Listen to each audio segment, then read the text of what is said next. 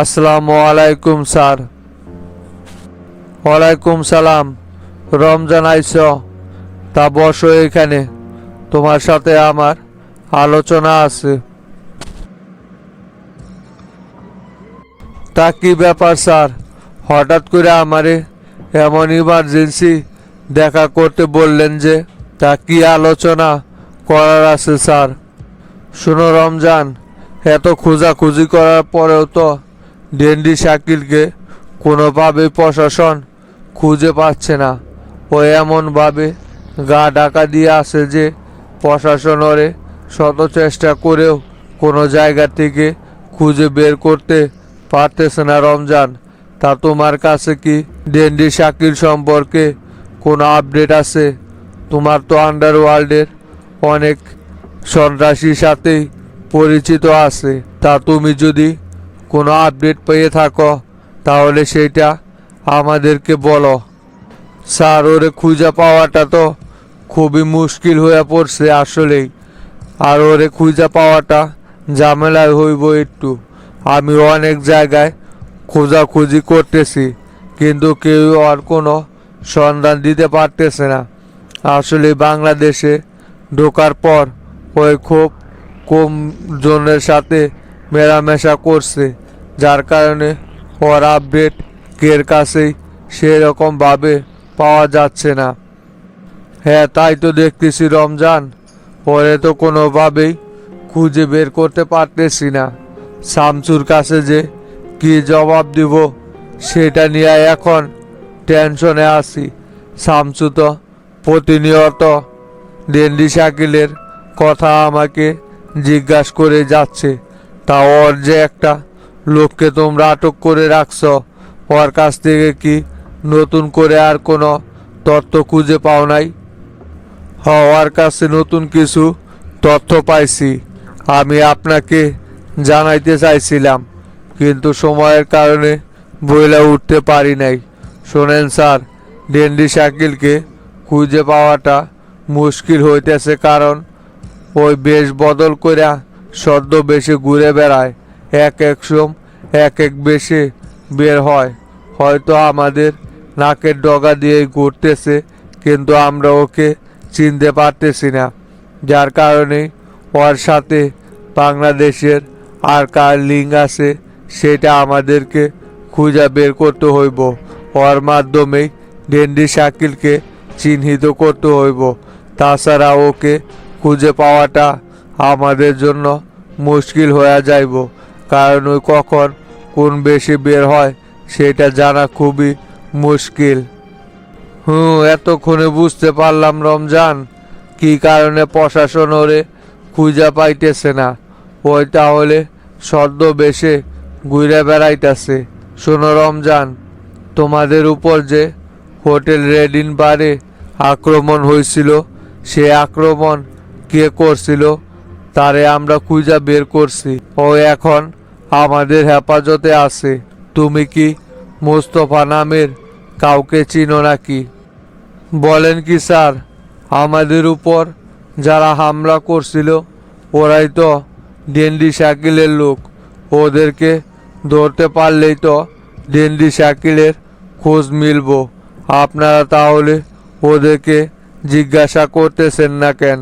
আর মুস্তফা নামের একজনের সাথে তো আমার অনেক আগে থেকেই ব্যক্তিগত কিছু ঝামেলা চলে আইতেছে। মোহাম্মদপুর এরিয়ার ভিতরেই থাকে এই মোস্তফা। আপনারা কি ওর কথাই জিজ্ঞাসা করতেছেন নাকি? এ মোস্তফা কি করছে স্যার?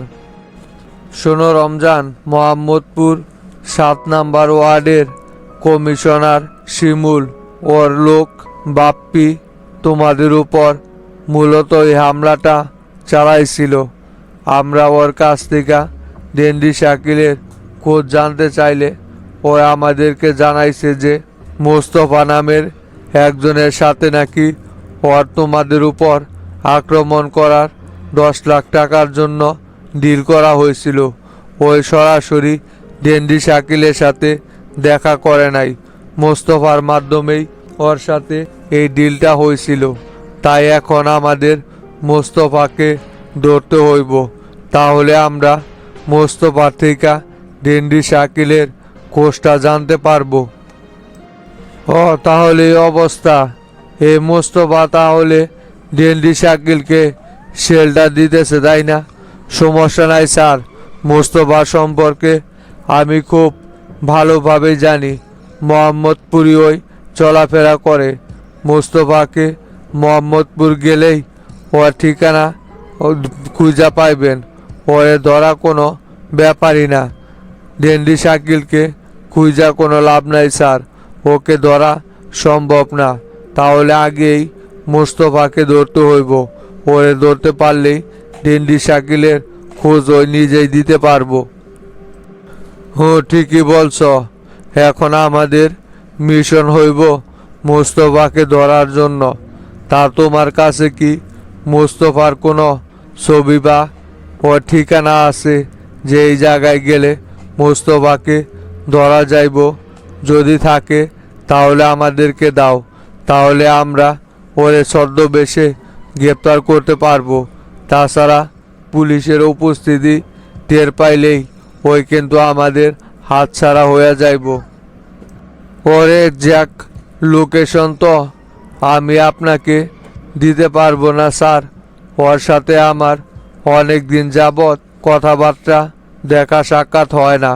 ওর সাথে পূর্বের আমার একটা ঝামেলা আছে তো, যার কারণে ওর সাথে আমার দেখা সাক্ষাৎ খুবই কম হয়।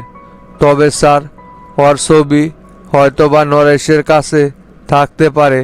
আমি আপনার হোয়াটসঅ্যাপে ওর ছবিটা পাঠিয়ে দিবনি স্যার। আচ্ছা ঠিক আছে রমজান, তাহলে তুমি ওর ছবিটা আমাকে হোয়াটসঅ্যাপে পাঠিয়ে দাও। আর কোনো প্রয়োজন হইলে আমাকে বইলো। তুমি তাহলে এখন আসতে পারো রমজান। আমার কাস্টডিতে একটু কাজ আছে তো। নাগরিক পার্টির নেতাকর্মীরা আবার আজকে শাহবাগে অবস্থান নিছে।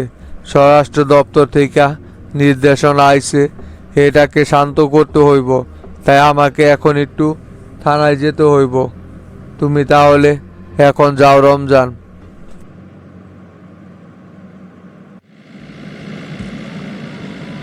কিরে রমজান, ভিতরে এতক্ষণ সম্রাট স্যারের সাথে কি বিষয় নিয়ে আলোচনা করছিলি? ওনারা তোকে এইভাবে ডেকে পাঠিয়েছিল কেন? ডেন্ডি শাকিল সম্পর্কে কোনো আপডেট আছে নাকি সেটা জানার জন্য আমাকে ডাকছিল।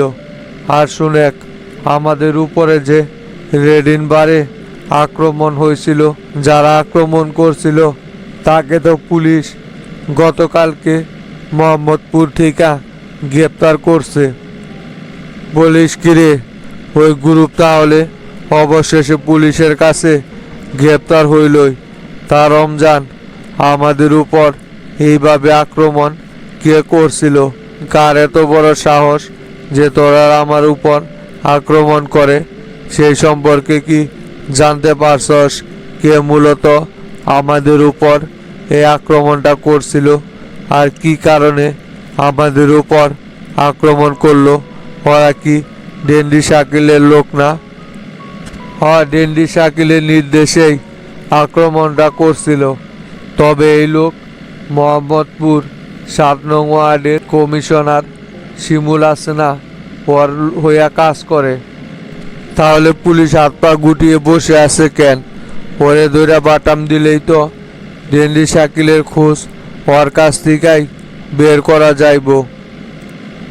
আরে না বে, ডেন্ডি শাকিলকে কি এত তাড়াতাড়ি খুঁজে বের করা যায়? মূলত ওর ডেন্ডি শাকিলের সাথে আলোচনা হয় নাই।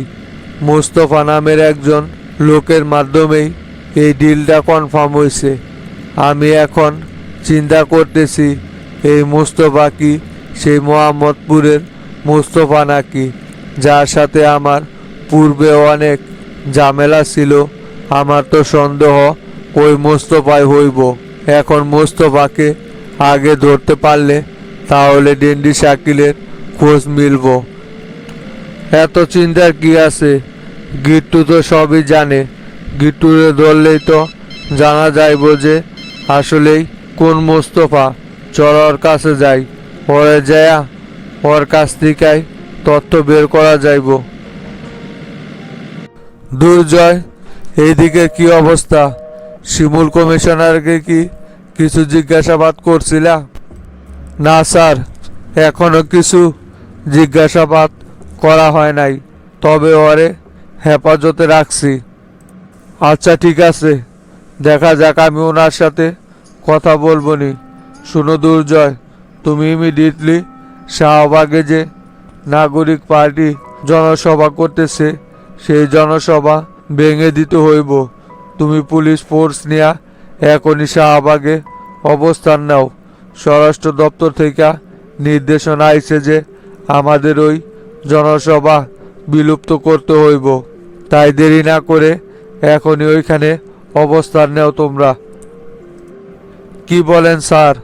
ওরা তো ওইখানে শান্তিপূর্ণ অবস্থান করতেছে, আমাদের কি ওদের জনসভায় বাধা দেওয়াটা ঠিক হইব?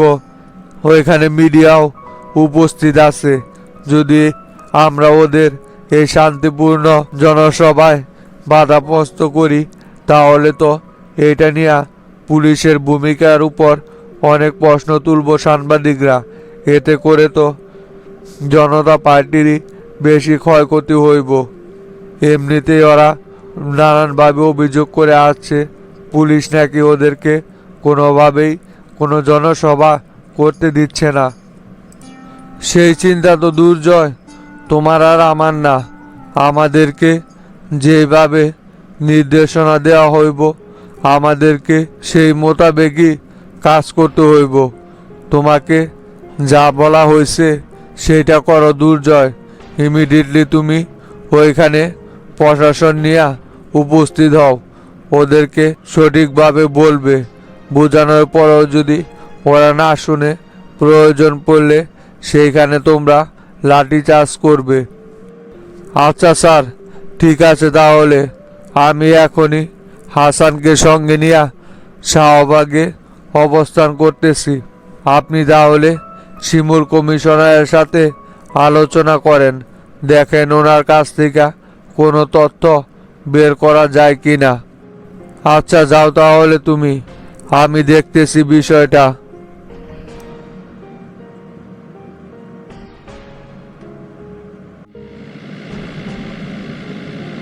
শাকিল ভাই, সত্যি কিন্তু আপনার বুদ্ধির প্রশংসা করতে হইব।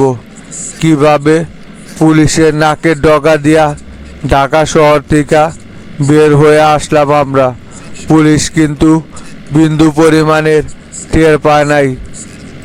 দূরবে, তুই আমারে কি মনে করিস পুলিশের এত বড় ক্ষমতা হয়ে সারে নাই যে এই ডেন্ডি শাকিল রে এত সহজে ধরতে পারবো? ডেন্ডি শাকিলের দ্বারে কাছে আসতে অনেক কাঠকোর পশায়া তারপর ডেন্ডি শাকিলের কাছে আসতে হইব। এত সোজা না ডেন্ডি শাকিলকে ধরাটা। পুলিশের নাকের ডগায় থাইকা এত বছর যাবৎ আমি হীরা এবং স্বর্ণের চোরা কারবারি করে আসতেছি। পুলিশ আজ পর্যন্ত আমাকে ছুঁয়েও দেখতে পারে নাই। আমি সেই ডেন্ডি শাকিল। আপনার সাথে এই কয়দিন থাইকা আসলেই সত্যি আমি এই আন্ডারওয়ার্ল্ডের অনেক কিছুই জানতে পারলাম। পুলিশের চোখ ফাঁকি দিয়া কিভাবে বড় বড় কাজ করতে হয় সেটাও ভাই আপনার কাছ থেকে খুব সুন্দর ভালোভাবে বুঝতে পারছি আমি। আমার সাথে লাইগা থাক মুস্তফা, তোর ভবিষ্যতে অনেক কিছুই করতে পারবি। যদি আন্ডারওয়ার্ল্ডে সত্যি কাজ করতে থাক তাহলে আমার সাথে লেগে থাক। তোকে আমি আন্ডারওয়ার্ল্ডের অনেক উচ্চ পর্যায়ে নিয়ে যাব এক সময়। তোর কর্মকাণ্ডও আমার খুবই পছন্দ হয়েছে। বাংলাদেশে আইসা তো অনেকের সাথেই মিশলাম, কিন্তু তোর মতো এইরকম আর কাউকেই পাই নাই আমি। কিন্তু ভাই, আছি আমি আপনার সাথে, সমস্যা নাই। বাকিটা জীবন আপনার শিষ্য হয়েই কাটাই দিতে চাই। তা ভাই, কথা বলতে বলতে তো বগুড়া চার মাথা চলে আইছি। কি করবেন এখন? শামসুর বাড়ি কোন দিকে সেটার একজ্যাক্ট লোকেশন তো আমাদের জেনে নিতে হবে, তাছাড়া কোথায় যাব? সামনেও হোটেলে ব্রেক কর, ওইখানে নাস্তা পানি খায়া তারপর কোপা শামসুর এলাকার দিকে যাইমু। কোপা শামসুকে এবার শেষ না কইরা বগুড়া থেকে কোনোভাবেই ব্যাক করব না। ঢাকাতে আর ফিরে যাওয়া যাইব না। যা করার এখন বগুড়াতেই করতে হইব। ঢাকাতে আমাদের জন্য এখন হাই রিস্ক হয়ে গেছে।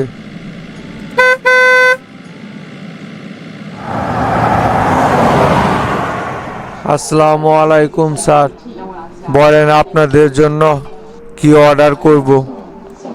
এ ওয়েটার, আমাদের জন্য খাসির কাচ্চি নিয়ে আসো 2 প্লেট, লগে 2টা 7 আপও দিবে। হে মোস্তফা, এই ওয়েটারকে জিজ্ঞাসা করে দেখতো কোপা শামসু সম্পর্কে কোনো তথ্য জানে কিনা।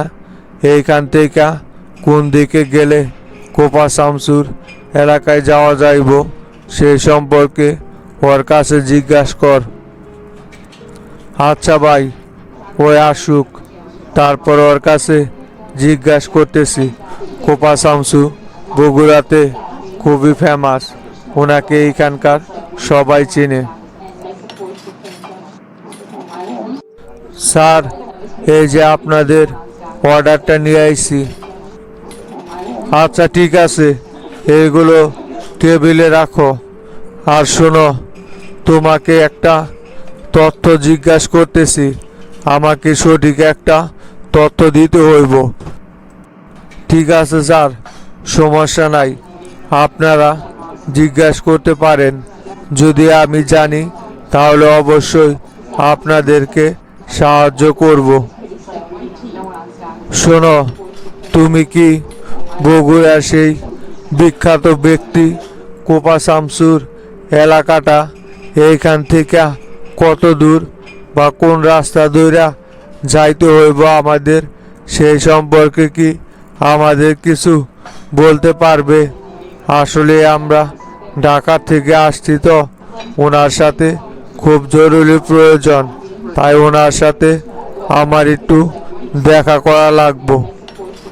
তা তো অবশ্যই স্যার, ওনাকে বগুড়ার এমন কোনো মানুষ নাই যে না চেনে। এইখান থেকে 4 মাথা দিয়ে আপনারা সরাসরি গাবতলী রুটে চলে যাবেন। গাবতলী গিয়ে যে কোনো মানুষকে আমরুল ইউনিয়নের কথা বললেই দেখিয়ে দিবে। ওইখানে গিয়ে শামসু সাহেবের বাড়ির ঠিকানা জিজ্ঞাসা করলেই আপনারা ওনার বাড়ি সম্পর্কে পেয়ে যাবেন। তাইলে মোস্তফা চল, এখানে সময় নষ্ট করার কোনো প্রয়োজন নেই।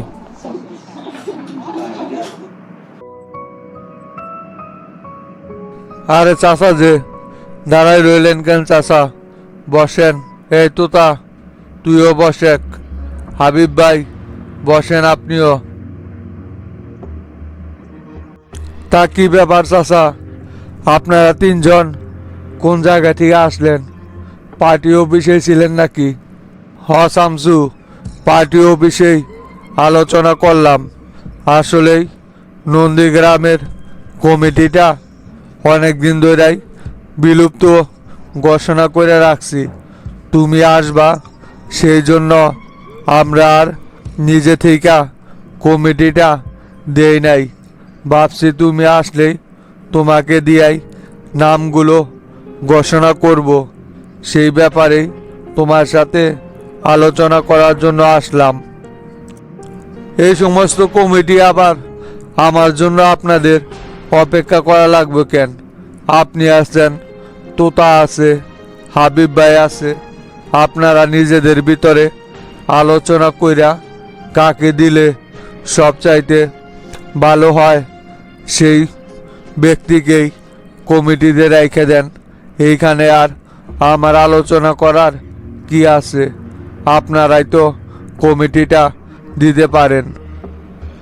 না না শামসু, বগুড়ার অন্যান্য কমিটির চাইতে নন্দীগ্রামের কমিটিটা একটু বেজাইলা কমিটি। ওইখানে জনতা পার্টির অনেক শক্ত অবস্থান, তাই ওই জায়গার দায়িত্ব যে কাউরে হাতে তুলে দিলে হইব না।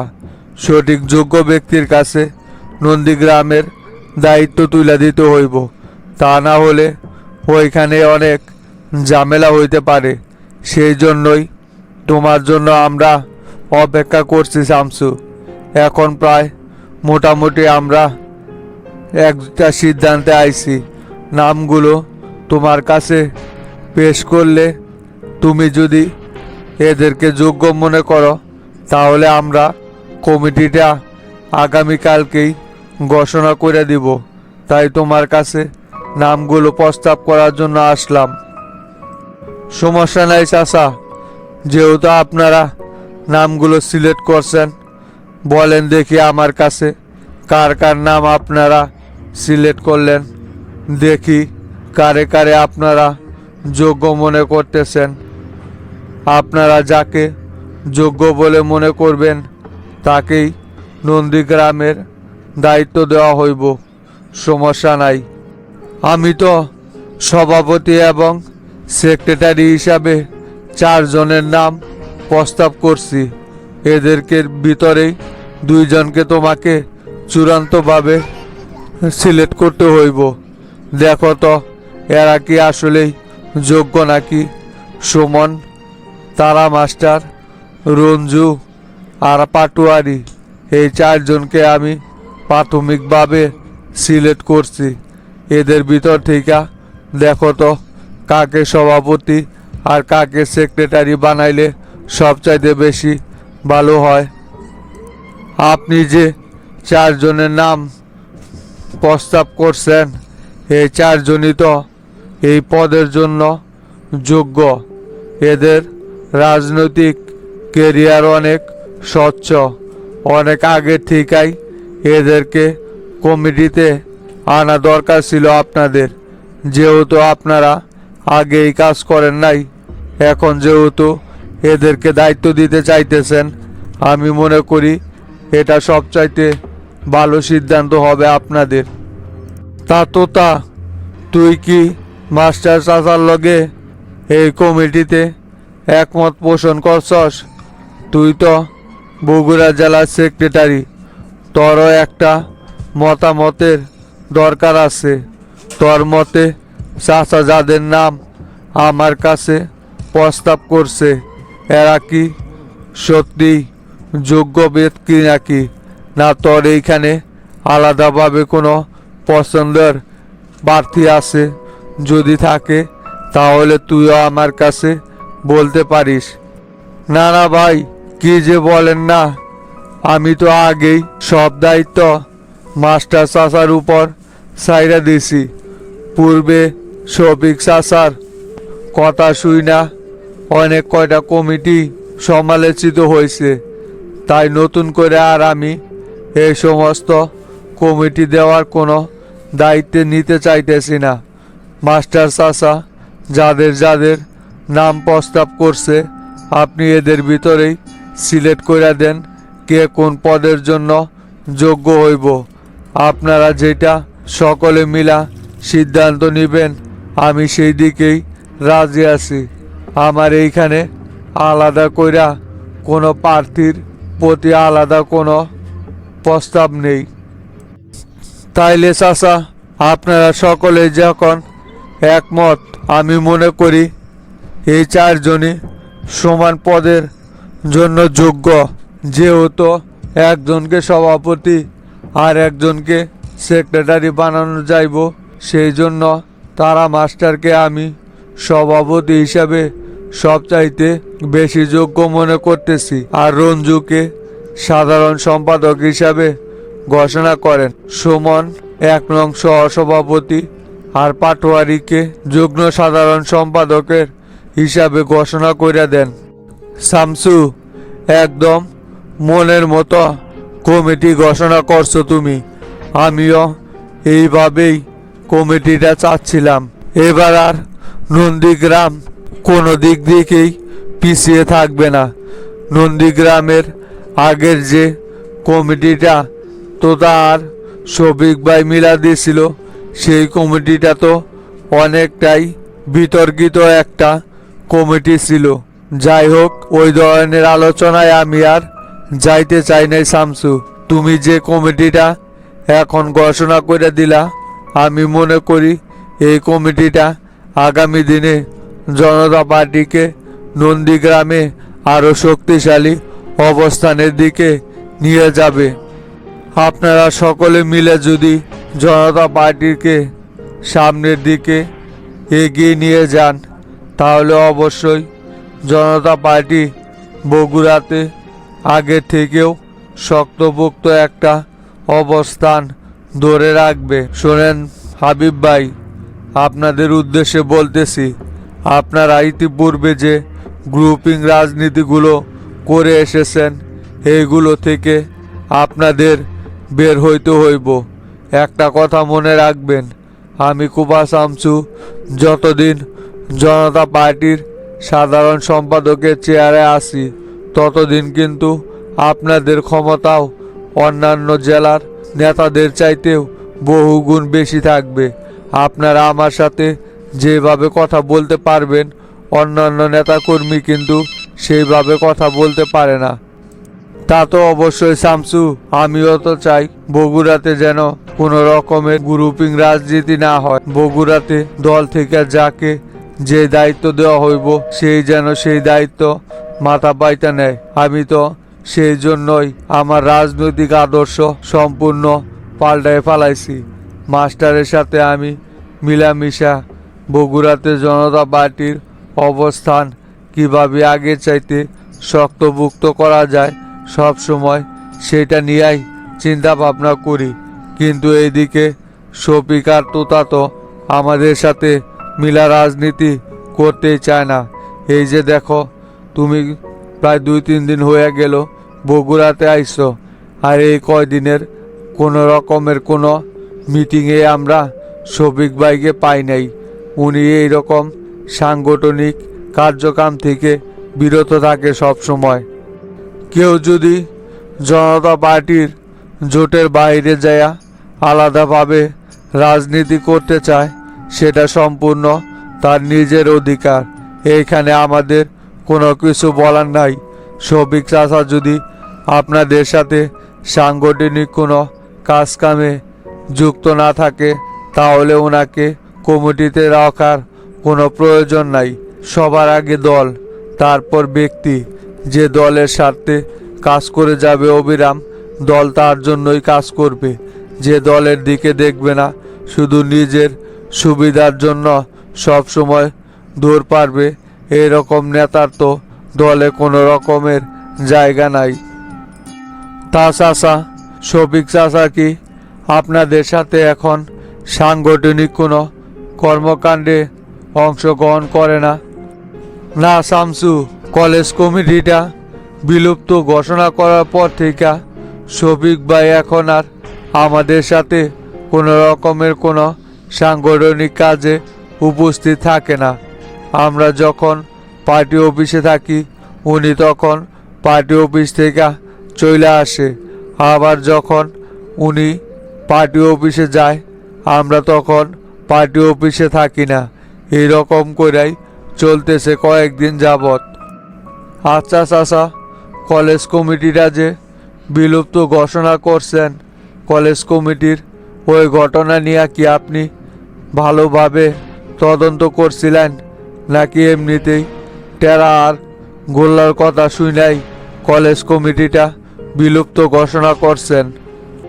কি যে বলো না শামসু, আমি কি টেরা আর গোল্লার কথা শুনা কমিটি বিলুপ্ত ঘোষণা করার মতো সিদ্ধান্ত নিতে পারি?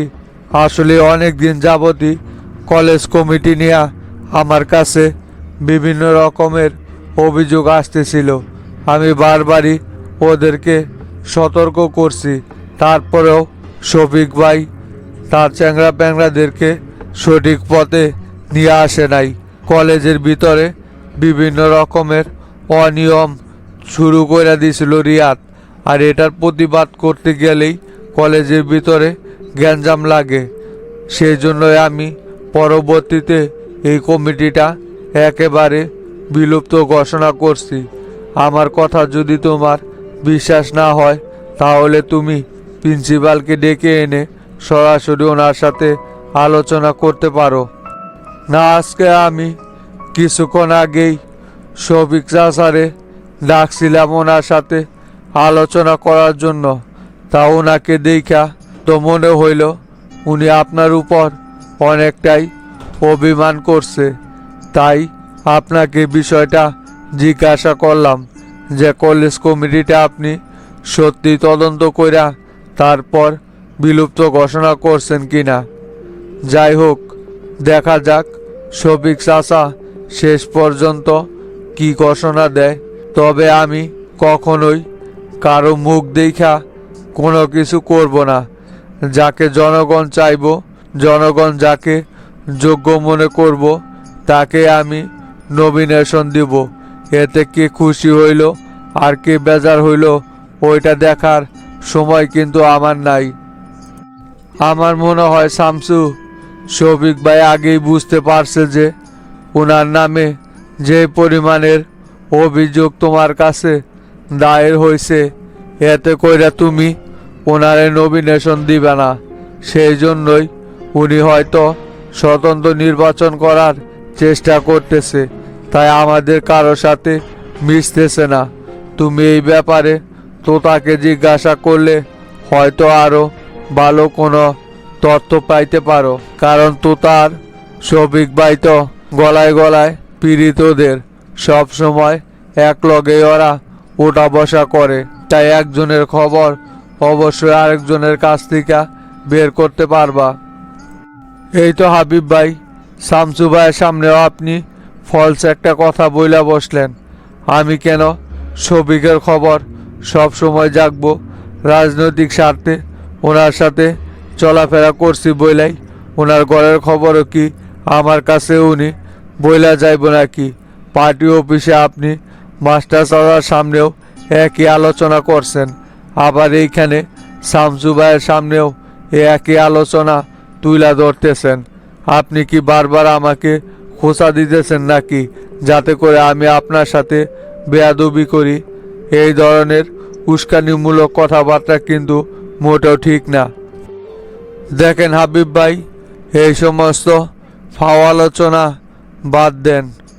দলীয় সিদ্ধান্তর বাইরে যায় যদি কেউ কোনো রকমের কোনো কাজকাম করে, অবশ্যই দল থেকে তার বিরুদ্ধে ব্যবস্থা নেওয়া হইব।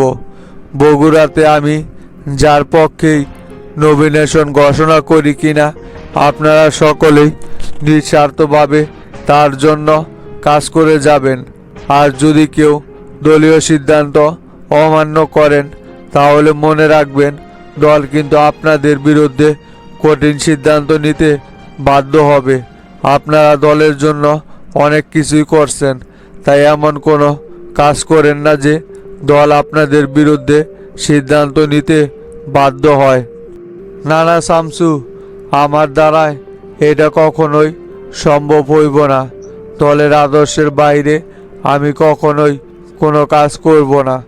দল যদি আমাকে যোগ্য মনে করে তাহলে আমাকে নমিনেশন দিবে, আর যদি আমার চাইতেও যোগ্য প্রার্থী কেউ থেকে থাকে তাহলে অবশ্যই দলের স্বার্থে আমি তার জন্যই কাজ করে যাব। আমার এই কয়দিন বগুড়াতে থাকায় আপনাদের সকলের সাথে আলোচনা করে আমি কিন্তু অলরেডি সিদ্ধান্ত নিয়ে ফেলাইছি কারে আগামীতে বগুড়ার এমপি হিসাবে দেখতে চাইতেছি। আগামীকালকে আমি আপনাদের সকলের সামনে পার্টি অফিসে তার নাম ঘোষণা করব। আশা করি আপনারা কোনো রকমের কোনো বিশৃঙ্খলা সৃষ্টি করবেন না, শান্তিপূর্ণভাবেই কাজ করে যাবেন। তাহলে আপনারা সকলে এখন চলে যেতে পারেন। আগামীকালকে সকল নেতা কর্মীকে পার্টি অফিসে উপস্থিত থাকার জন্য ঘোষণা করবেন। সবাই যেন পার্টি অফিসে উপস্থিত হয়।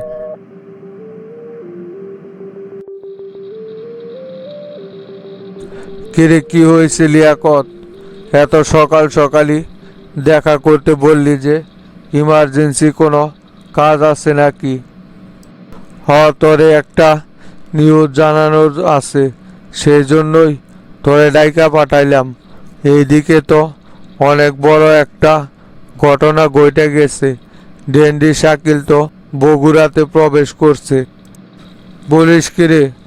এই শালা আবার বগুড়াতে কি করার জন্য গেল এখন? ওই তো শুনতে পারছে যে শামসু ঢাকাতে নাই, বগুড়াতে গেছে। তাই শামসুরে শেষ করার জন্য বগুড়াতেই প্রবেশ করছে। ওই নাকি বগুড়াতেই শামসুকে খালাস করে দিব। কাম হয়েছে। ঢাকাতেই কিছু করতে পারে নাই, বগুড়াতে গেছে শামসুরে ধ্বংস করার জন্য। বগুড়া হচ্ছে শামসুর নিজের এলাকা। ওইখানে গিয়ে শামসুরে শেষ করে আবার ফিরে আসার মতো এত বড় সন্ত্রাসী ডেন্ডি শাকিল এখনো হয়ে আসাতে পারে নাই। দেখবি বগুড়াতে থেকে লাশ হইয়া তারপর ফিরবো ডেন্ডি শাকিল। এই ব্যাটা বেশি বুঝতেছে। যখন ধরা খাইব তখন টের পাইব শামসু কি জিনিস। ডেন্ডি শাকিলের নাকি ইমার্জেন্সি বিহারে পৌঁছাইতে হইব, তাই কাজটা যত তাড়াতাড়ি সম্ভব কমপ্লিট করতে চাইতেছে। সেই জন্যই ওই বগুড়াতে প্রবেশ করছে। যা পারে করুকগা। যদি শামসুক শেষ করতে পারে তাহলে আমাদের জন্যই সবচাইতে ভালো, আর যদি না পারে তাহলে ওই নিজেই শেষ হোক। এতে আমাদের কোনো লাভ ক্ষতি যায় আসে না।